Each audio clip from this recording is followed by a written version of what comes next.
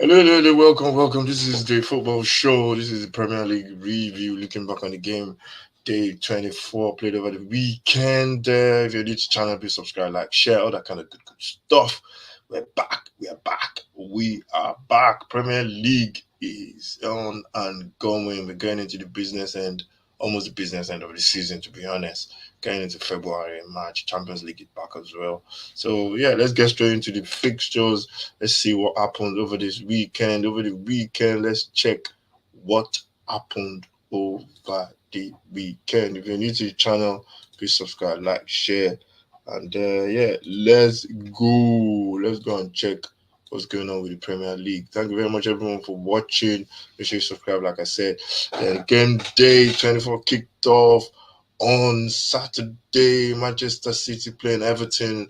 Watched that game, saw some of the game, and it was difficult for City. They find it very hard to break down this Everton side. Everton plays some pretty good football as well at times, but in terms of at the other end of the pitch where it mattered, they couldn't really factor any chances. United scored the first goal. City scored the first goal. Sorry, it was a beautiful finish from that man. Erling Haaland has been out injured with a foot injury. Scored with his right foot as well. I was surprised because I never saw him use his right leg before, and this one was a beautiful finish. As Manchester United fans were getting frustrated, Manchester City fans were getting frustrated. And then he went on to score another goal towards the end, where Everton were pushing on. And as soon as De Bruyne got the ball, you can see Haaland just made that run diagonally, and the pass was beautiful. And sometimes, what he did was he just, I think the defense. I'll talk about what the defender did, Braithwaite, what he did wrongly. But what Haaland did right was when he got the ball in his stride, he was decisive. He was like not sure what he was going to do. He was just going to run past. What's his name, Braithwaite. And the key thing that Braithwaite did wrong was when the ball was coming. That's one thing the defender should never turn your back on the ball or go 360. You should just adjust your body movement, because the moment you turn your back and you switch around your body position to look at the defender, that split second, to look at the striker, that split second, he's ahead of you. He's in front of you. And when he tried to catch up with him, he bumped into him, and Brentway was on the floor, and De Bruyne had Haaland had easy finish. He does that that's like bread and butter every day. That's what he does. And after City got the win, it was tough, but City they'll play the same way until they get that victory. Then the game, another 3 o'clock kickoff, was the Luton Sheffield United game. A couple of handballs in there. I keep saying stuff about this handball, man. These people are ruining games. They're messing the games up, man. Those handballs were never handballs, man. In my, and I always say that people can turn around and say, "Oh yeah, the game is different now." That's what. No. They are not handballs. They're just rubbish decisions. They are ruining the game. Players jumping up, their hand touching the ball, close proximity. They just messed up, man. The game is completely messed up. Sheffield United got their goals. Luton got a goal as well. I think it was one of the penalties as well. That game was ruined because I would have, I pity the fans that pay those of money to go and watch that kind of a game. And you get it ruined by refereeing decision. The referee had a look on monitor. I think referee should have a bit of cojones, uh, and that's balls for you and me. And they should try and referee the game and forget about VAR. That VAR is there. They should just referee the game like see VAR is not there, and then VAR should try and help them out in terms of when they miss something that's obvious, you know. But I think that's just what they need to define in the using VAR. It should be used for stuff that's pretty obvious. Sometimes offside decisions as well. You see players toe longer than another player, or player shoulder. It's just completely rubbish. It was just rubbish, man. It was just rubbish. Uh, it was they're just ruining the game really. Then if we go on to Liverpool, Burnley, that one was Was a win for Liverpool. Just coming to the game, you can tell Liverpool were going to win. I think they've not lost at home in 50 games. Liverpool, and they had a bigger crowd with a new stand. Burnley suit Liverpool the way they play. They got a goal back after Liverpool went and scored first. Burnley got a goal back as well, and Liverpool just basically they would keep coming, grind you out. Nunes scored a fantastic goal as well, and what's his name? What's the other guy's name? I can't remember his name now. He scored a goal, a very good goal as well. I think it was what's his name? Uh, Nunes and what's the other guy? I want to find this guy's name. Darwin Nunes and Luis Diaz. Yeah, Luis Diaz scored a cracking goal as well. Diego Jota with the last one. And Liverpool, they keep matching on. They're still top of the tree. Then we go to Watford and Wolves and Brentford away from home. Tough place to go. Wolves are playing really well as well. Brentford, I thought that was going to be a draw, to be honest. And what's his name?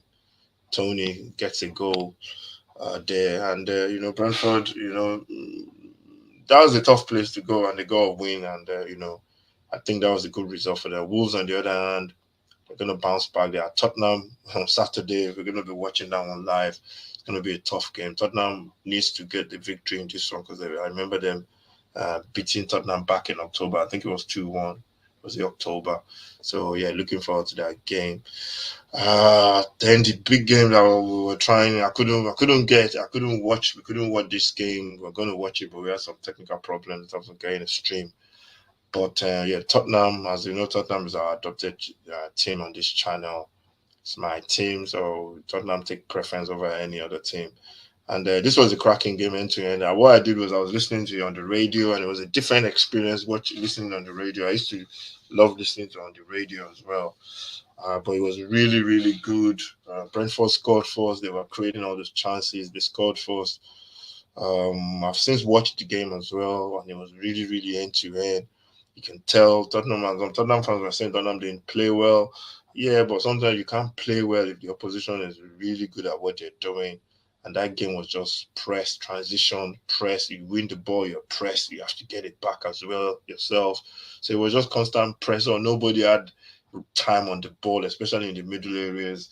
I think this game was crying out for Bissouma because you need somebody that can actually beat the press and drive the ball. And Tottenham really, really struggled. Brighton got a goal from a penalty. Free kick was a penalty as well. I think it was Van der Ven that caught. What's his name? I can't remember this guy's name again. He used to play for Manchester United. It's a Brighton now. His name starts with a B. I can't remember his name. But yeah, he was caught. And they got a penalty. He was put away by Gross. And it was a good goal as well. And they took the lead. The Brighton had a couple of more chances. That game was looking really tough for Tottenham in the first half. And Tottenham kept going. They kept going. They kept driving, looking for the equalizer. But it was a tough game. Tottenham was a tough game. I knew Brighton was going to be a tough game, and Tottenham just couldn't find that creative spark in the team. Most of the players were coming back from injuries as well, and they got that goal. It was a good play from Bentancur. He drove on the right hand side, tried to make that pass the first time. The ball came back to him, luckily enough, and then I think he found, Pepe Matassa. And I think he tried to hit it with his right foot first. The ball came back, and then he just finished with the left foot from outside the post. Very awkward angle, and it was a good goal for Tottenham. Get them back into the game. And then from then on, Brighton came back as well. It was end to end. Brighton could have got a goal. They missed a couple of chances as well. I think Brighton, one thing about Brighton, they'll give you chances as well. As much as they'll press you and they'll create chances, they will give you chances as well. And Tottenham were very, very lucky in the last minute. Great passage of play, a couple of beautiful passes. The ball finds its way to Son on the left. Son, after coming back from the Asia Cup, put in a beautiful cross into the pass of Johnson, and Johnson had to finish. And one thing about that goal is when top players they perform under pressure, they have one chance and they deliver. And that's what Sonny did. Tottenham, some people say it was not deserved, but I think Tottenham just about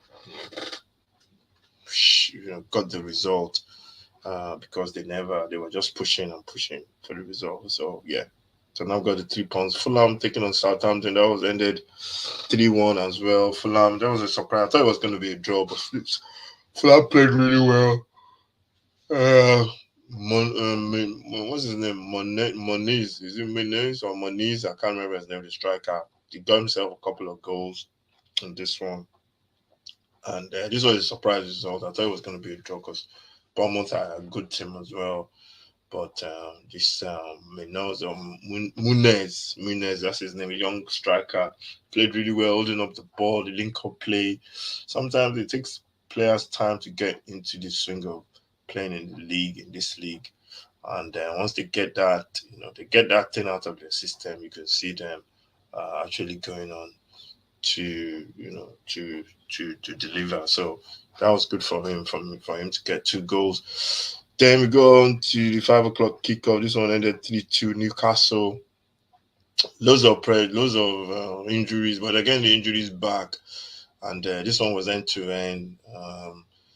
Forest, you can't buy a win now. A couple of weeks back they're flying. Newcastle got a couple of goals. Bruno Guimaraes scoring a cracking goal as well.